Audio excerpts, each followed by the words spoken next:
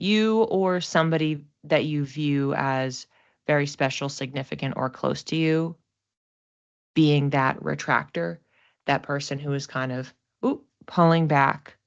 It feels, kind of sudden. If it's for you, then it seems like it's very boundary heavy of like, wait, okay, I think I'm overstepping a little bit, or I'm clinging. It feels like there's a clinging on to for control, for wanting things to be in such a way, for security, feelings of safety, lots of scarcity stuff popping up here. So of learning your worth, your value, because if you are retracting to maintain, reestablish, enforce a boundary, that's a way of showing yourself and projecting to others that you are caring, respecting, honoring yourself. When you're honoring your boundaries, as in like energetic exchange of what you're giving versus receiving, then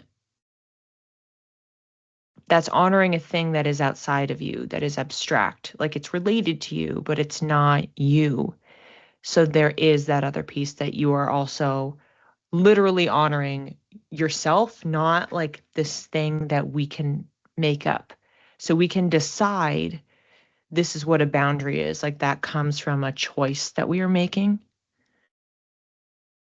versus separately. It's just like honoring yourself as a being, as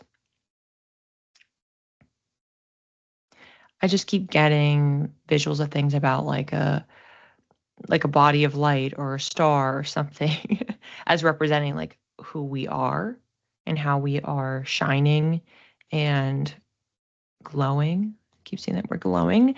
So it's like I'm seeing like the light. It's as if it's being dimmed, where it's like it's fluctuating a lot, and we want to ensure that that light within us that is glowing is strong. It's not intermittent. It's not flashing, or that it's not on like the steady decline to go out entirely. It's steady action. What we're focusing on is steadying that light from within us. So it's going to vary from person to person and from day to day, from hour to hour, what it is that we are doing, either to reinforce our boundaries or to be honoring ourselves. And I want to clarify here that that honoring could look like filling your cup, resetting, resting. It could be, I'm getting like fueling, as in it's the food that we're eating, it's the exercise. So yeah, lots of variability by person, what you're specifically drawn to, but then by day, that we can reframe all of these choices, again, choices about how we are choosing to honor ourselves. I'm realizing I read something the other day, kind of a in the ballpark reframe, where we think about the choices that we make to take care of ourselves, like self-care. Like literally, we just, self-care is thrown around, but when you are having that healthy meal or going for that walk or getting to bed earlier, then you are, I know it sounds simple and obvious, but you're literally taking care of yourself. And we tend to forget that when we take care of other people, that you can do that to yourself too. And one interpretation that I have received is, if it's helpful for people, that you can view it as like that you're taking care of your inner child. So if it helps to like separate yourself, so then you can like, I need to take care of like that person over there. So the same as you would take care of a pet or a partner or loved one, family member or friend, that if it helps to delineate a little bit, it shouldn't have to be, but it does keep getting reinforced of actually tending, because it's a lifelong practice, but right now in this moment, it goes a long way, even in small little moments of tending and care. I am at home in my body and at peace in my spirit. So I'll eat. So this woman's just seated in meditation. She has, I guess, like a lotus type flower just over her chest and heart space, and she has a crescent moon on her third eye. So she also has like energy waves kind of radiating out of her. So she's very connected, very aligned. I love the like I'm at home in my body. Again, that's a reminder. Another reframe. If you're looking for some sort of analogy to say, how can I make sure I'm taking care of myself? Well, imagine it's a home. Imagine that, people say your body's a temple. Imagine that you are doing house cleaning, but it's you. That you're dusting, you're repainting the walls, you're reorganizing the furniture, like whatever helps with I'm just getting like taking it seriously enough as a dedication, the same way that like I do this all the time. I go, oh, there's a gigantic pile of laundry sitting here. Oh, this is collecting dust.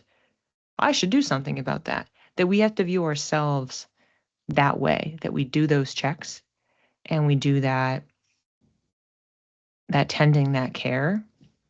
But yes, actual meditation, seated meditation, walking meditation, drawing meditation, those are options as well. Of course, if you're an Insight Timer user or student, there's a huge library that you can access if you want to do this piece, but meditating is not a requirement. It's just one of the options. The key here is that you are reconnecting and finding peace. For anybody who attended, I was at the panel, Violet 108's panel on Saturday evening, the 14th, and the theme was talking about peace. Like, how do you find peace? You could go watch the replay of that. There was a lot of really great tips, from myself and other teachers discussing this idea of what does peace mean? How can you find it? How can you nurture it? And yeah, so this is definitely a bigger theme. There's a lot of emphasis on that concept here. There's so much individual difference in what fills our cups and what nurtures us. And so there is no right way. There's only identifying the wrong way. And the wrong way is that we're doing it because we think we're supposed to do it or because it's something we've done before, but we're not actually present in recognizing that it's doing something that is positive for us. We're just doing it because we think we should.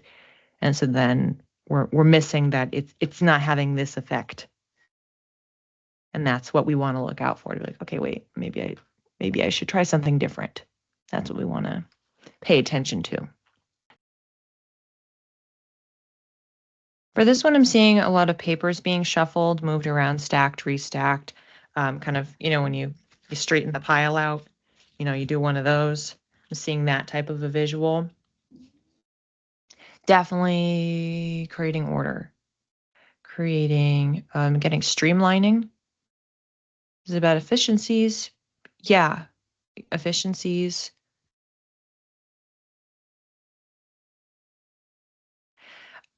I'm also getting something about there being some sort of a barometer, like you're trying to gauge the temperature on something, on not if it's working, but it's progress.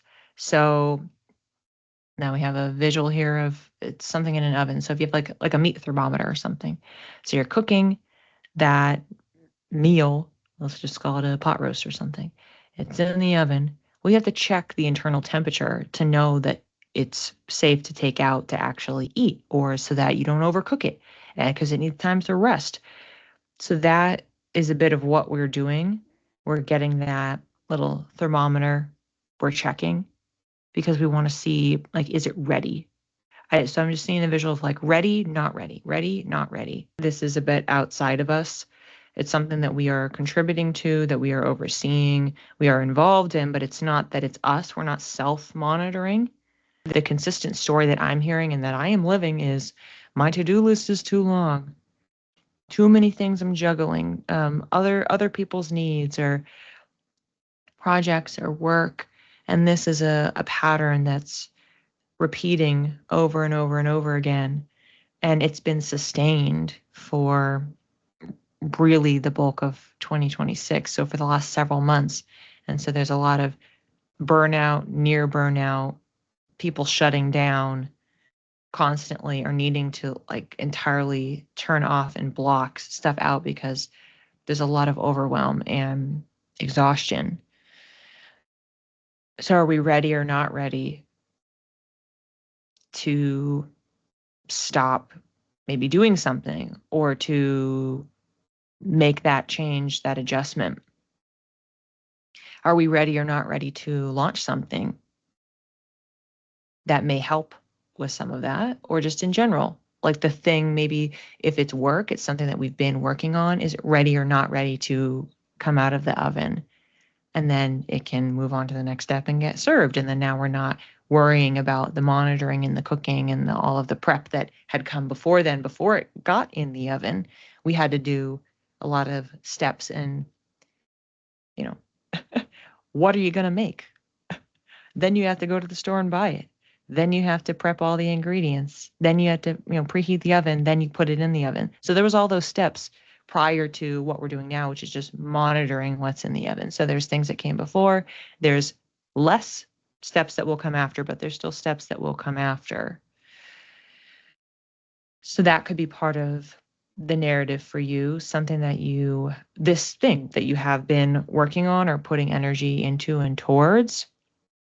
You can move it to the next phase. Makes things a little bit easier. It's much farther along. Psychologically, you're like, oh gosh, at least it's out of the oven. At least I didn't overcook it. And then that just pushes us a little bit further in lifting the weight of what we've been carrying and what we've been doing. This is the resistance card, and meet resistance with kindness. A butterfly, obviously a transformation, but she has the release going on. And there's the new moon here, which is a beginning energy. So we have the pairing of we have to let something go, and specifically it's the tension go. We're meeting it with kindness, meaning that we understand that there's discomfort in new beginnings, that launching in, okay, well, now it goes on to the next phase, moon, pun intended. It moves on to the next phase. And we may feel nervous. Again, we're monitoring, we're checking the temperature, but is it okay for me to take out of the oven? Is it actually ready? And so there's a little bit of anxiety, concern, worry that is happening in that. But that's where it is mental. I was mentioning it being psychological. When it's ready, we have to allow ourselves to take the breath with that. Great.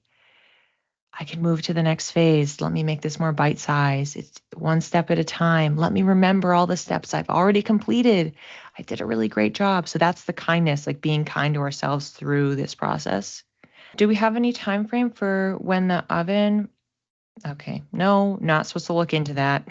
Everyone's oven is going to be ready and the meal in there is going to be ready at a different time. And the point is that if I were to give you a time frame for it, it defeats the purpose of you being able to sit with everything that comes up and for you to have the autonomy to make that judgment call. So I'm not supposed to look there. Like that's where the magic is happening. And even if the magic feels like it's tension or a little bit of discomfort, like I'll use this example here. So if you were doing this pose, a really deep seated forward fold in like a cobbler's pose, you're not just gonna, unless you're incredibly flexible or you've already worked on this, you're not just gonna go flat to the ground. You're gonna move like a few degrees and go, oh my gosh, I really can't go any farther than that. You have to sit in it for a long time or continue that practice, ready or not ready. And then you can go a little bit farther and a little bit farther and a little bit farther. And that patience is the word that's coming up, the patience.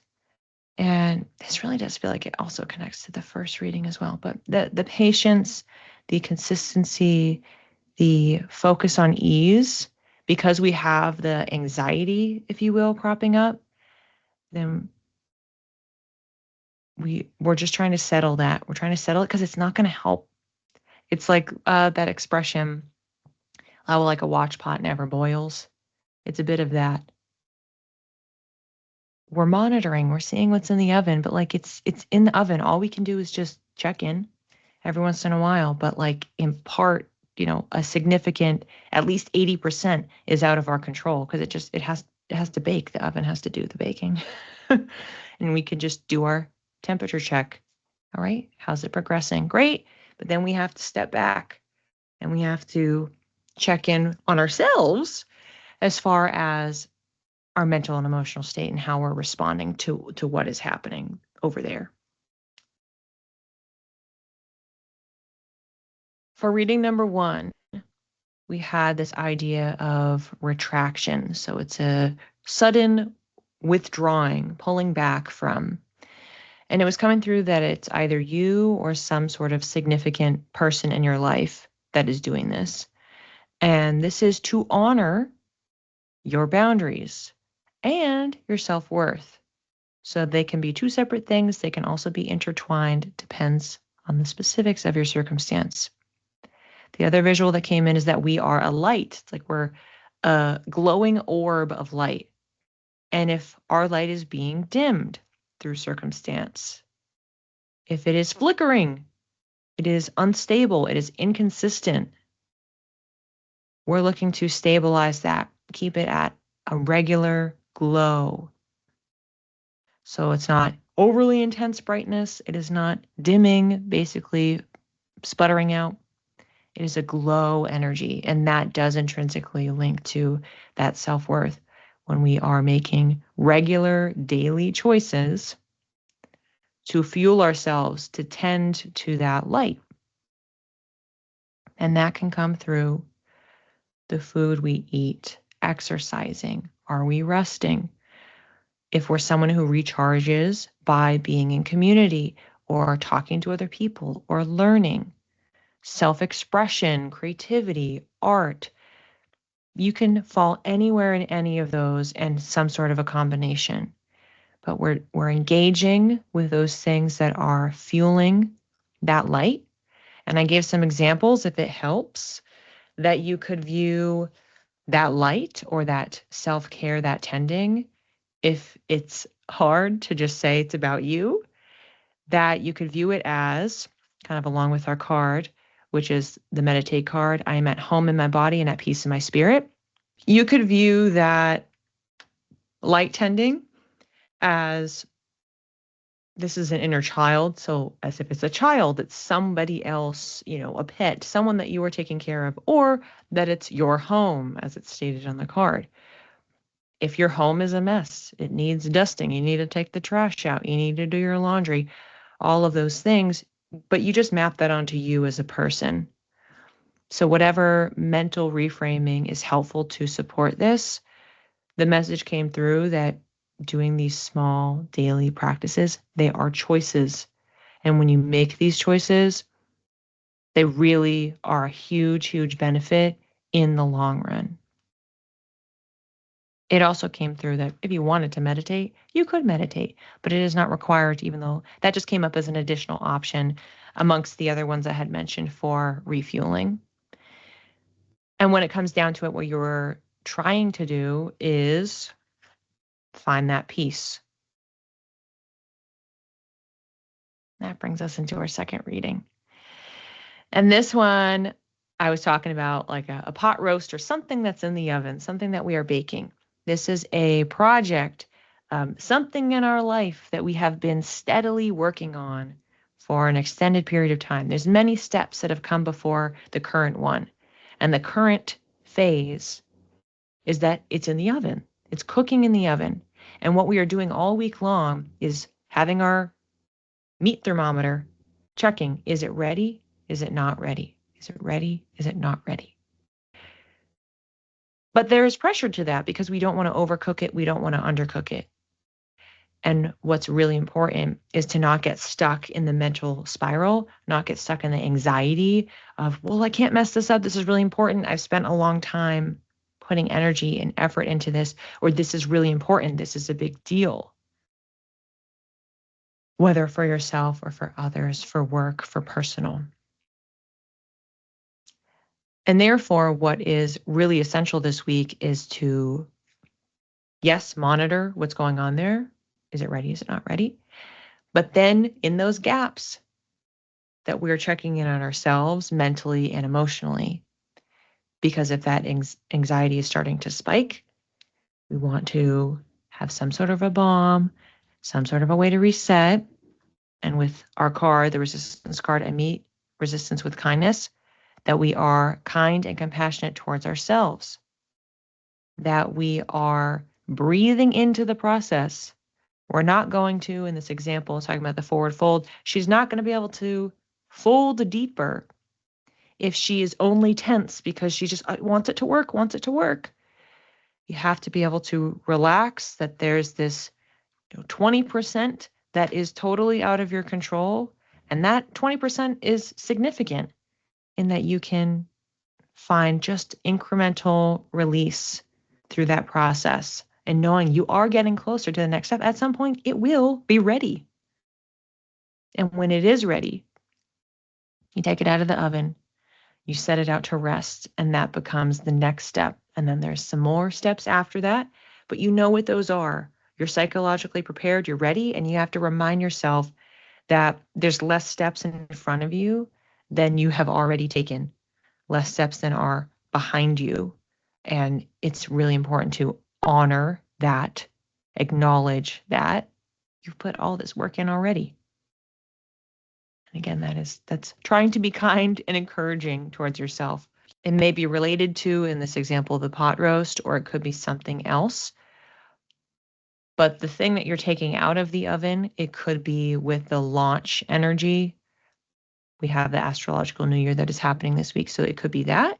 But it also could be really this whole process. If maybe this self-care or kindness practice, anti-anxiety, if you will, practice, maybe that is a launch. Maybe this is a beginning, a turning point for you doing something that is a little bit different. Reminder, we have new moon energy, which is a beginning. Two readings that I think really fit with each other. In the first reading, we were talking a lot about how we're pulling back. There's like a boundary reset. There's a calling back our energy. There's a focus on our light, fueling that, which again can be directly or indirectly boundary related. That we're trying to find peace. We're being centered. We're realigning. So we pull back, retracting to make that possible. And then separately in the second reading, we're talking about this thing that we're monitoring that's happening, but we also have to tend to ourselves to make sure that we're not like having a freak out. We could just do this.